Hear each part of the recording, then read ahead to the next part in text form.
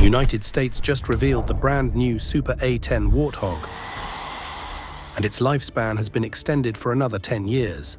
What advanced features have been added to this iconic war machine, and how will it dominate the next global conflict? GAU-8 Avenger, our 30mm cannon, can hold about 1,150 rounds.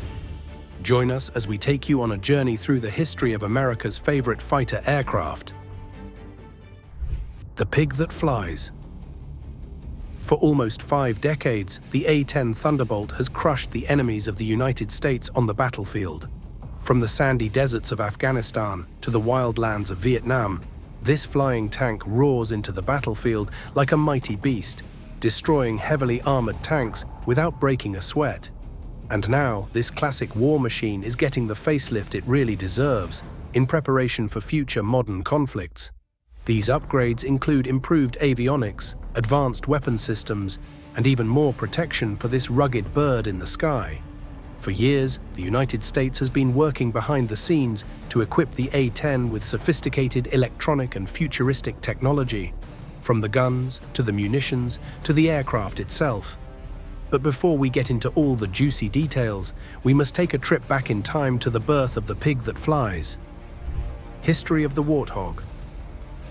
As the echoes of World War II faded into the distance, the United States stopped paying attention to the development of conventionally armed attack aircraft. Instead, the focus was on designing tactical aircraft that could deliver nuclear weapons, like the McDonnell F-101 Voodoo or the Republic F-105 Thunderchief. But just 2 decades after the Second World War ended, the United States military marched into the Vietnam War. At the time, its main ground attack aircraft was the Douglas A-1 Skyraider from the Korean War era. While this beast was a force to reckon with, carrying a large payload and boasting long loiter time, it had one major weakness. You see, the Skyraider was propeller-driven, making it quite slow and vulnerable to enemy fire. To give you a perspective of how bad it was, the United States Air Force and Navy lost 266 A-1s during the Vietnam War. Most were brought down by small arms fire. To fix this weakness, there was a need for a specialized attack aircraft, capable of providing support for the boys on the ground. So on September 8, 1966, the Chief of Staff of the Air Force, General John P. McConnell, ordered the design of specialized CAS aircraft. This was the birth of the Attack Experimental, or AX program. At this point, the threat of Soviet armored forces had become a major concern, so this new aircraft had to feature a very heavy cannon, like the 30mm rotary. A total of 6 companies submitted proposals to build the aircraft. But at the end of the day, Northrop and Fairchild Republic in Germantown, Maryland, were selected to build the prototypes. As for the iconic GAU-8 cannon prototype, the design task was delegated to General Electric and Philco Ford. Following intense trials and fly-offs against the competition, the US Air Force announced the production of the YA-10. Fast forward to October 1975, and the first production A-10 soared over the skies, wowing every spectator present. By March 1976, Fairchild Republic began the delivery of the new advanced aircraft. This new A-10 had a cantilever low-wing monoplane wing with a wide chord. This short wing allows for short takeoffs and landings, which was one of the reasons the A-10 was so effective. Unlike other fighter aircraft, the Warthog didn't need a super long runway to land or lift off. This meant that it could fit into the rough and rugged terrains of the battlefields near the front lines. In addition, the A-10 could also loiter for extended periods. It could operate under a 1,000-foot ceiling, with 1.5-mile visibility. But as powerful as it was, the Warthog wasn't built for speed. With a top speed of just 300 knots, or 350 miles per hour, it was relatively slow compared to the fighter bombers of the Air Force.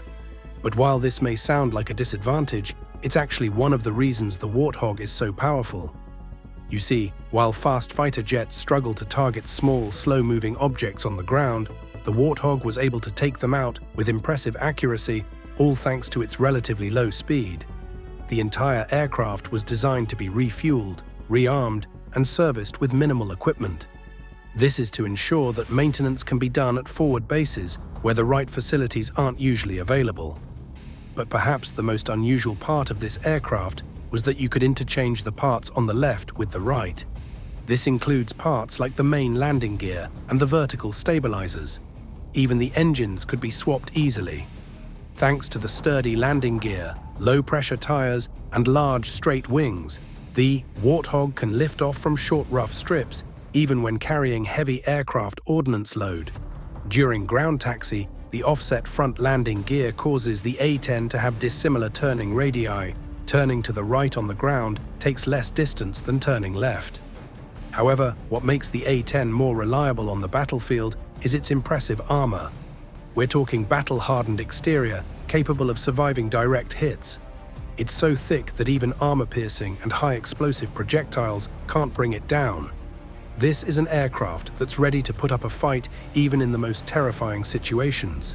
With a double redundant hydraulic flight system and a backup mechanical system, the Warthog continues to fly even when the hydraulics are lost. To achieve this, it uses the manual reversion control system, automatic pitch and yaw control engagement, and roll control. To give you a perspective on how rugged this aircraft truly is, think of a plane that can fly with just one engine, only half of the tail, one elevator, and even half of a wing missing. Because the A-10 operates close to the enemy positions, it's usually an easy target for man-portable air defense systems, surface-to-air missiles, and even attacks from enemy aircraft. To evade their attacks, it uses both flares and chaff cartridges, carefully weaving through enemy fire without sustaining hits. And even when it gets hit, the Warthog just keeps going. For example, during Operation Iraqi Freedom back in 2003, the A-10 took some serious hits. One of the engines was damaged, the hydraulics was crippled, and the flight control was almost rendered unusable. But despite sustaining this level of damage, pilot Captain Kim Campbell managed to fly it safely back to base while relying on manual reversion mode. To protect the cockpit and parts of the flight control systems, you've got 1,200 pounds of titanium aircraft armor, also known as the bathtub. This thick armor is capable of withstanding strikes of up to 23 mm in cannon fire, as well as direct hits of up to 57 mm in shell fragments. The titanium plates used in this part of the aircraft are between 0.5 to 1.5 inches thick, and they make up almost 6% of the empty weight of the A-10. Inside the tub, all interior surfaces directly exposed to the pilot are covered by a multi-layer nylon spool shield. This is to protect the pilot against shell fragmentation. Even the front windscreen and canopy are resistant to small arms fire. The location of the engine was also an intentional design element. This way, the engine could keep running while the aircraft is serviced and rearmed by the ground crews, thus reducing the time it takes to get back into the air. As for the wings, they're also mounted closer to the ground to simplify the servicing and rearming process. To protect the fuel system from taking damage, all 4 fuel tanks are located near the center of the aircraft. This design ensures that they're separated from the fuselage, so any projectile would have to penetrate the aircraft's skin before it could ever reach the fuel tank. Even when fuel transfer lines get compromised, they automatically seal off to minimize damage. And in cases where the destruction is too severe to self-seal, the check valves stop fuel from flowing into the compromised tank. It's like an undefeatable, self-healing monster in the sky, raining down hell on the enemy. To protect the engines, the designers used firewalls and fire extinguishing equipment.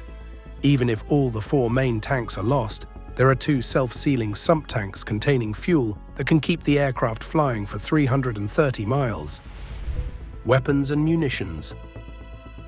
While most warplanes are equipped with heavy artillery, the A-10 Warthog is better described as a gun with a plane attached. Meet the GAU-8A Avenger autocannon, also known as the most powerful aircraft cannon in the world. Unlike other weapons that are simply part of an aircraft's accessory, the GAU-8 is the heart and soul of the Warthog. Imagine a cannon the size of a Volkswagen Beetle, shooting bullets as big as milk bottles.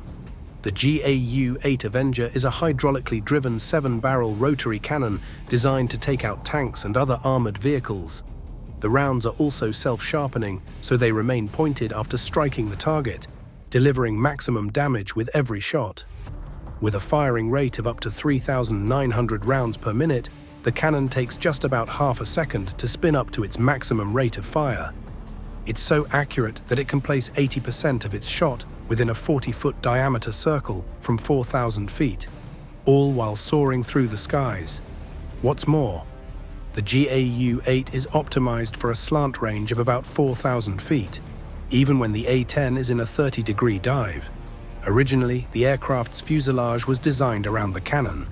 The GAU-8 Avenger is mounted slightly to the port side, with the barrel in the firing location on the starboard side, so it's perfectly aligned with the aircraft's centerline.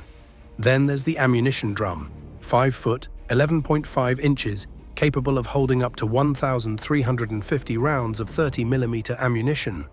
However, only about 1,174 rounds are usually stored in the drum. To give the gun a layer of protection from enemy fire, armor plates of differing thicknesses are placed between the skin of the aircraft and the drum. These are designed to detonate incoming shells before they can reach the cannon. Because the cannon is capable of rapid fire, all the pilot needs is a second or two of firing, and enemy tanks are already laid waste on the ground. This is also to keep the gun from overheating and preserve ammunition for other targets. In addition to this powerful cannon, the A-10 also carries the AGM-65 Maverick air-to-surface missile. These can be easily released on their target using electro-optical or infrared systems. Since the Maverick can hit targets much farther away than the cannon, using the missile protects the Warthog from anti-aircraft systems. In addition to the Maverick, the A-10 can also be equipped with cluster bombs and Hydra 70 rocket pods. The A-10 is also capable of carrying laser-guided bombs, including the GBU-39 small-diameter bomb, the wind-corrected munitions dispenser, joint direct attack munitions, and Paveway series bombs. But all these aside, how has the Warthog performed since it was first introduced, and how has the design evolved over the years? A tale of victories, the Warthog on the battlefield. The first time the A-10 showed up on the battlefield was in March 1976. It was the 355th Tactical Training Wing, based at Davis-Monthan Air Force Base in Arizona, who got the first taste. But the first unit to really achieve initial operating capability was the 354th Tactical Fighter Wing at Myrtle Beach Air Force Base in South Carolina, back in October 1977. After proper production kicked off, the Air Force began deploying the A-10 both home and abroad. The only problem was that no pilot really wanted the A-10s at first. Most fighter pilots were not willing to switch from their traditional warplanes, mainly because of their speed and appearance. Since the A-10 wasn't as fast, many believed it wouldn't be as effective on the battlefield. But over time, it began to prove itself to the Air Force men, and many of them began to warm up to this war machine. When America invaded Grenada back in 1983, a fleet of A-10s were deployed to Bridgetown in Barbados.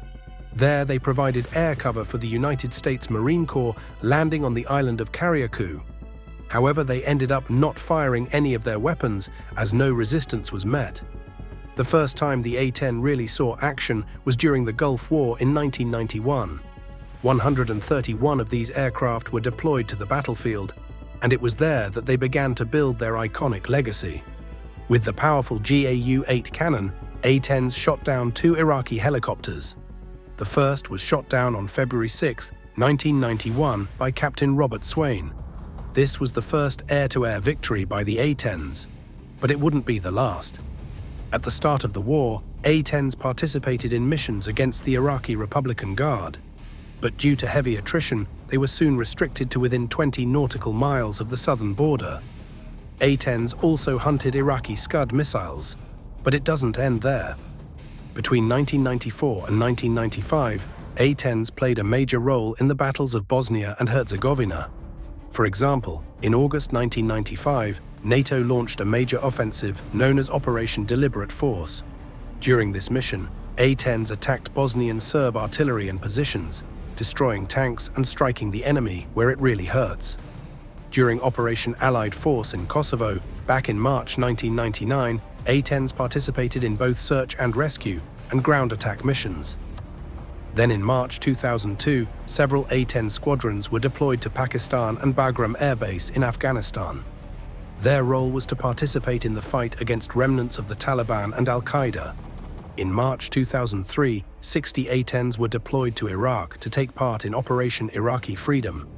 But beyond their participation in armed combat, A-10s were also used to airdrop propaganda leaflets.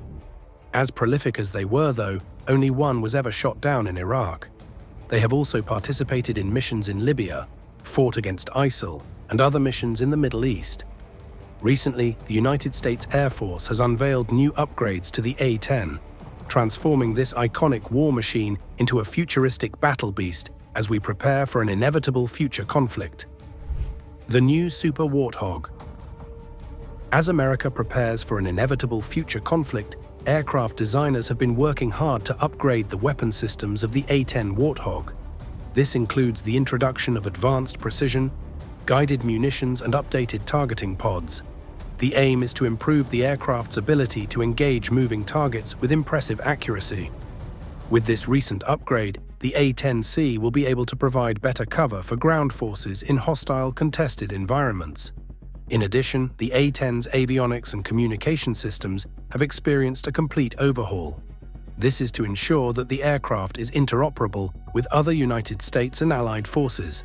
To make this happen, there's an implementation of modern data links and communication networks. This way, the Warthog will be able to share real-time battlefield information with both ground troops and other assets on the battlefield. The new A-10 also features augmented reality technology, which will help the pilots keep a better tab on their target. Moving tanks on the ground will be easily spotted by this new advanced system, displayed on the screen for the pilots to see, so they can be easily taken out. Due to the role of the A-10 in providing close air support, it needs to be able to survive the most intense battles. Because of this, the new A-10 has been equipped with improved armor and defensive systems, protecting it against ground-based anti-aircraft threats. With this confidence, the Warthog can plunge head-on into high-threat environments, knowing that it's shielded from enemy fire. One of the major reasons why the A-10 is getting a massive overhaul is because the Air Force isn't ready to retire it just yet. Even after spending almost a decade fighting for America, the Warthog still hasn't gotten a replacement, so it only makes sense that it remains in active service. Along with the physical upgrades being made to the aircraft, there's also a new focus on advanced training and simulation systems for the pilots. These systems are designed to prepare the pilots of the A-10 for the new era of modern warfare. Fighters will be trained to defend the ground troops in contested airspaces, as well as how best to coordinate with other air and ground assets. The idea is to not just improve the machine, but the men in charge. These new A-10 Warthog will be deployed everywhere around the world to offer support for US soldiers whenever they're needed. However, this isn't the first time the A-10 Thunderbolt is getting an upgrade. Before we go on, here's our subscribers' pick for today. Watch as the US finally revealed their brand new Super A-10 Warthog, the futuristic version of the iconic fighter aircraft. Just like the first-generation Warthog, this new version is about to dominate the battlefield for the next 10 years. But there's still a huge argument about whether the A-10 should have received an upgrade or simply be thrown into retirement. For some, it appears that the A-10 has served its purpose and should be removed from the fleet of the Air Force once and for all. However, not everyone agrees with this sentiment. This is majorly because the Warthog still has no replacement. Even with the development of aircraft that can break sound barriers and fighter jets that can decimate small cities, none can still match the rugged nature of the A-10. Until America develops another flying tank, we might just be stuck with the Warthog for now. Let us know what you think about this in the comments section. Now let's get back to the video. Evolution of the Warthog. Since the first time it entered active service, the A-10 has been upgraded many times.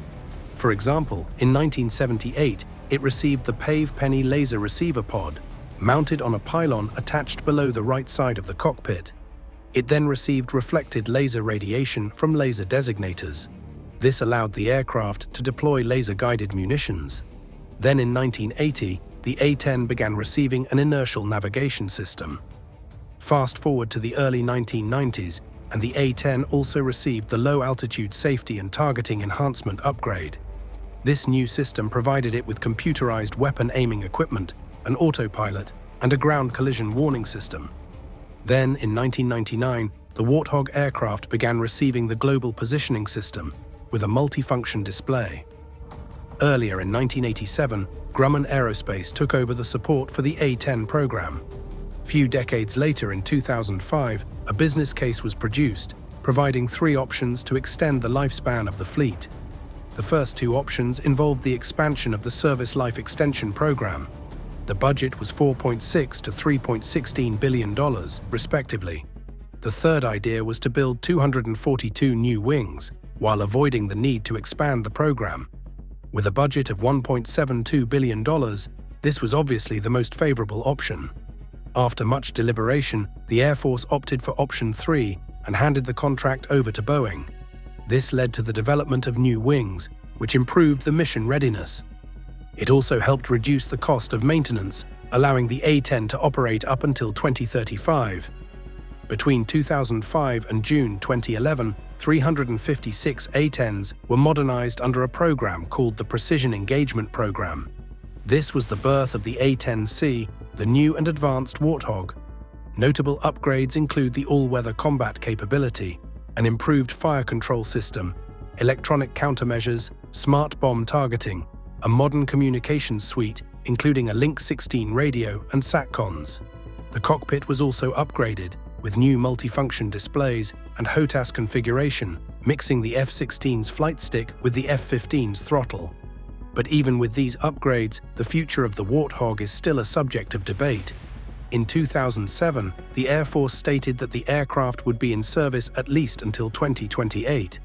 Only then would it be replaced by the Lockheed Martin F-35 Lightning II. However, a lot of people kicked against this plan. One of them was Winslow Wheeler, the director of the Strauss Military Reform Project. In his words, replacing the A-10 with the F-35 would be a giant leap backwards. Considering the track record of the Warthog, many people seem to agree with this decision. With that replacement off the table, the Air Force started considering the F-35B Stowe VL variant as the new Warthog. However, it was later dismissed since it could not generate sufficient sorties. Fast forward to August 2013, and Congress began considering various proposals to decide the aircraft's successor. But even with the many options on the table, none could outperform the Warthog.